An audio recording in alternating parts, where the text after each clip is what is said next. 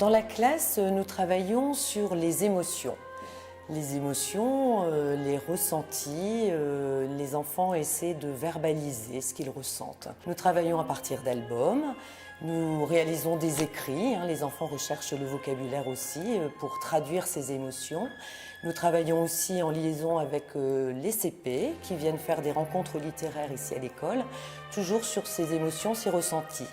Et notre objectif, c'était de faire vivre ces émotions par le corps et à l'aide justement de quelqu'un qui est plus spécialisé que nous, enseignantes ici de l'école maternelle. On a affaire à des enfants qui sont assez jeunes, très jeunes, et énormément d'enfants. Donc la première chose, c'est savoir être attentif, à savoir s'écouter et à savoir écouter.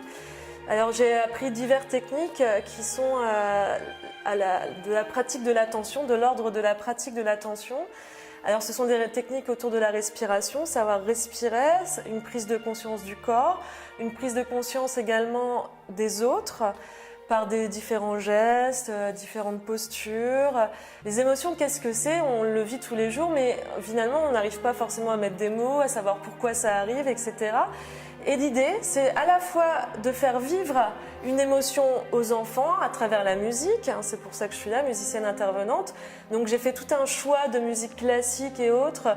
On cherche par des gestes, par des rythmes aussi, parce qu'on travaille sur le rythme, par des déplacements aussi avec l'aide d'instruments, à faire vivre l'émotion dans la musique.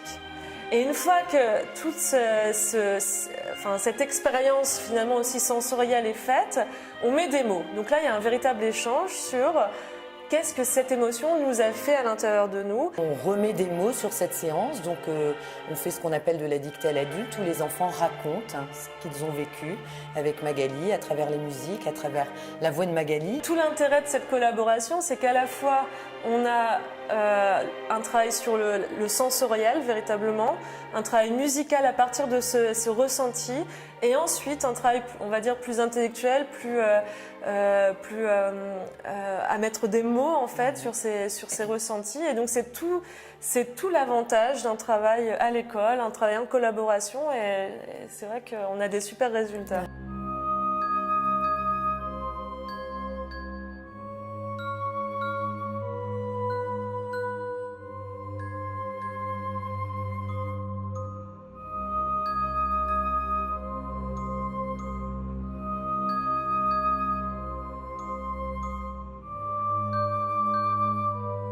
À la suite de la rencontre avec Magali qui était intervenue lors de la première période sur l'école pour entraîner les enfants à chanter les chants pour la fraternité, je lui avais évoqué le projet auquel on participait, c'était celui de créer un album pour le concours du livre de Bondu. Et elle m'a suggéré de participer à une activité qui permettrait de faire une illustration sonore de cet album. La végétation était abondante, extraordinaire. Jamais on n'avait vu pareille merveille.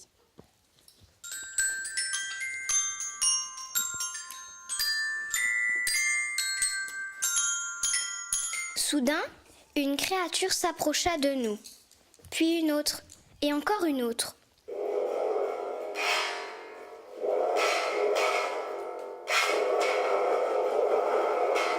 On est parti sur d'abord de l'écoute musicale pour ressentir un peu les émotions des enfants par rapport à la musique. Donc on a écouté diverses œuvres et ensuite on est parti sur de la création avec des instruments. Soudain, une créature mi-dragon, mi-licorne apparut. Elle s'approcha de nous et s'empara d'un coup de notre maîtresse qu'elle emmena sur son dos. Nous la regardâmes disparaître dans le ciel sous nos yeux terrifiés. Le sage nous rassura en disant qu'il y avait un moyen de la retrouver.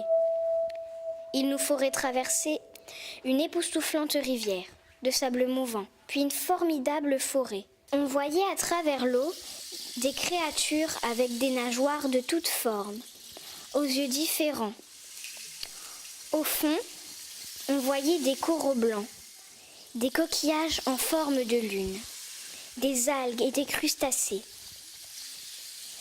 une créature vint vers nous. Elle nous proposa de nous aider à traverser la mer avec ses amis. Nous acceptâmes et nous grimpâmes sur leur dos. Nous nous sentions libres. Certains étaient effrayés. D'autres, au contraire, étaient émus et émerveillés par une telle beauté.